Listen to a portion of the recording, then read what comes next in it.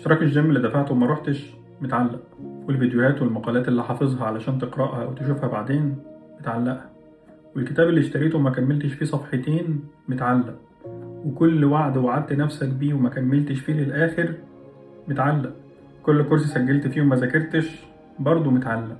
وكل الحاجات المتعلقة دي مش منسية، كل واحدة فيهم واخدة حتة بسيطة جدا من طاقتك ومساحة من تفكيرك كان ممكن فعلا تملاها بحاجة جديدة أو نافعة، حاجة تنفع دلوقتي في المرحلة اللي انت فيها دلوقتي دي. كل الحاجات اللي انت عاينها دي ملهاش لازمة، لو كان ليها لازمة كنت استخدمتها. انت أصلا ما عندكش وقت كفاية تدير بيه حياتك الحالية، يبقى هتجيب وقت منين علشان تستثمر فيه الحاجات اللي من الماضي؟ الحاجات دي لازم تفكر فيها كويس. انت اللي بتكبل نفسك في كل حاجة بتبدأها وما بتكملش فيها للآخر. انت كبلت نفسك، أيدت نفسك بحاجة. حاول تخف، حاول تمسح الحاجات اللي ملهاش لازمة، حاول تتخلص من كل الحاجات المكدسة دي. أقرب مثال على ده هو الموبايل اللي في إيديك دلوقتي. لما بتزود عليه حاجات كتير ملهاش لازمة وحاجات ما بتستخدمهاش، إيه اللي بيحصل؟ بيتقل منك وأداؤه يبدأ يضعف. العقل نفس الكلام، ما ينفعش تكدس عليه وتقول هيستحمل.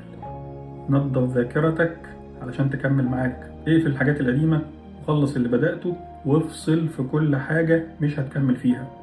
مش كل حاجة لازم تكملها للآخر، لكن كل حاجة لازم تعرف نهايتها فين علشان ما تفضلش مفتوحة هنا ومتعلقة. المصريين بيقولوا ايه؟ المصريين بيقولوا اقطع عرق وسيح دمه. لما تيجي تحل مشكلة تحلها بالمواجهة، تحلها وتخلص، مش تسيبها مفتوحة وتهرب منها وفاكر انها خلاص خلصت. حاول دايما عقلك يكون خفيف علشان يكون في مساحة كافية تتعلم حاجة جديدة. لما العقل يشتغل بكفاءة هتبدأ تشوف ده على حياتك، هتبدأ تشوف تأثيره ده في كل حاجة يومية بتعملها. زي ما في ناس بيعملوا اكتناز قهري، بيجمعوا حاجات كتير جدا ويعينوها، فتلاقي حياتهم كلها زحمة، بيوتهم زحمة، أفكارهم كلها مزدحمة، كل حاجة داخلة ببعضها. في ناس كتير جدا برضو بتعمل اكتناز قهري بس للعقل. العقل زيه زي أي عضو في الجسد بيتعب، فكل ما هتزود عليه حاجات كفاءته هتقل وأداؤه هيضعف معاك.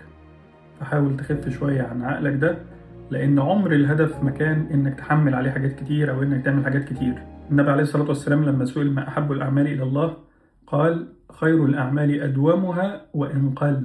فعمرها ما كانت بالكترة ولا بالاكتناز ولا بالزحمة، ولكن بإن اللي بدأته تكمل فيه مهما كان بسيط. كلنا لازم نكون فاكرين إن مش بكتر اللي بتعمله ولكن بجودة اللي بتنجزه. كلنا لازم نكون فاكرين إن لازم يكون في مساحة في العقل علشان يتعلم حاجة جديدة. كلنا لازم نكون عارفين إن الحمل التقيل عمره ما وصل حد أسرع ولا مرتاح. في شعوب كاملة بتحكم على جودة الإنسان وعلى حياته بقدرته على التعلم، والعقل المثقل صعب جدا إنه يتعلم. ففكر كويس في الكلام ده. سلام.